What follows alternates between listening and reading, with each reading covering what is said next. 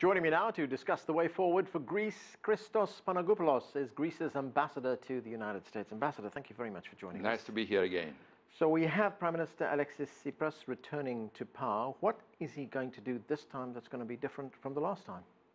There's a big difference. As we speak, we have already behind us an agreement which was obtained through a very painful period of negotiations. But we do have a new agreement with our lenders, our partners. I can remind you, it's about $90 billion for the next 3 years.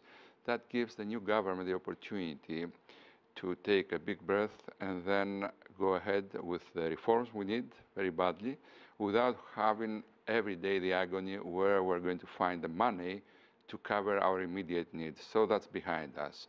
And also there is a majority in the parliament which is pro-reform. That's another very, very great advantage. But these reforms that you're talking about, they include severe austerity measures. These are going to affect the Greek people on the ground, aren't they? No question about this. The Prime Minister, first of all, admitted that it was a very difficult agreement, but at the same time a very necessary one. Yesterday we just completed the confidence vote, which is the ultimate criteria for a parliamentary democracy. The government was voted, it gained the confidence of the new parliament, and the Prime Minister, during his first speech in the parliament, he expressed again the commitment of his new government to implement the agreement. Right. Now, so in implementing these measures that have been called for by creditor nations, what are going to be the Prime Minister's priorities? The priorities are led within the agreement already. The 4 major legs of the reforms, they have to do with the tax reform, the public administration, and then the public finances, of course, and then reform, all in all, in the Greek public life. And they are difficult measures, but necessary, and I believe the Greek people, they do understand that they should go ahead with these reforms. At the same time, what we expect, and everybody is talking about this, is a relief with our national debt. We do our part, and our lenders, our partners, they do their part. And this is going to take place very, very soon, I hope. Right. You know, critics of the Prime Minister would say, look, here's a Prime Minister who came to power initially saying that he was anti-austerity, that he was going to do away with these austerity measures. He's done a full 180-degree turn, hasn't he? Well, I don't know anyone, any elected in a democracy, any leader who wants to cut, slice benefits, social benefits, close hospitals and the like. We're going to do what's necessary, though, to get out of this crisis. At the same time, the Greek people have to remind you that they paid a very heavy toll.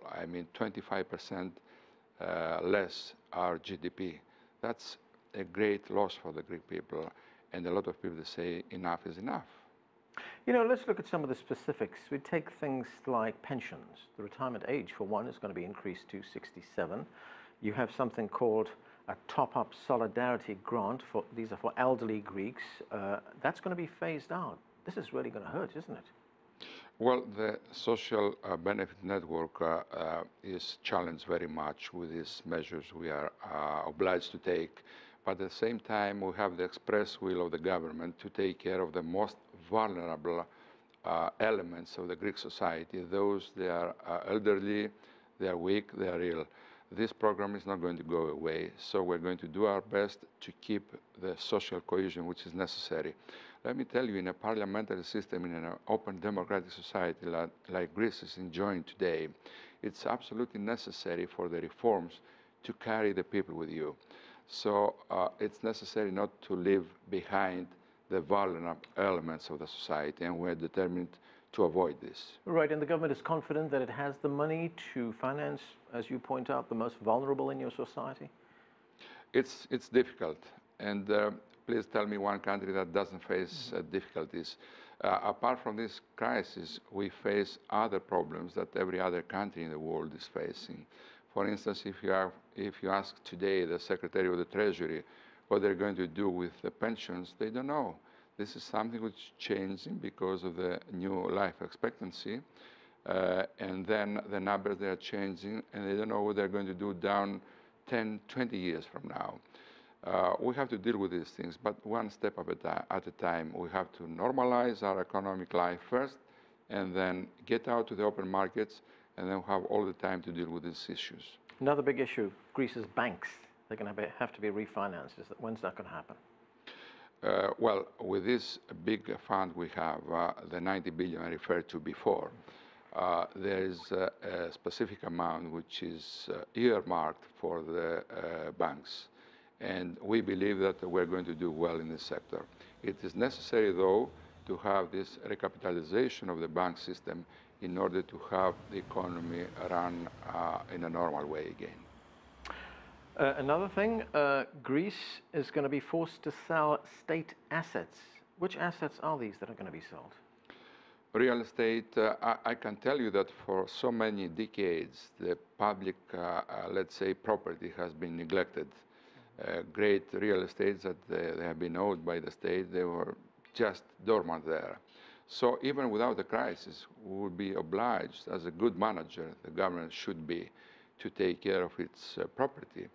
So we have to put, the only problem right now that I can face, the substantial problem, is that because of the degrading of the economy, the value of this property is going down, and it's not the right time to sell.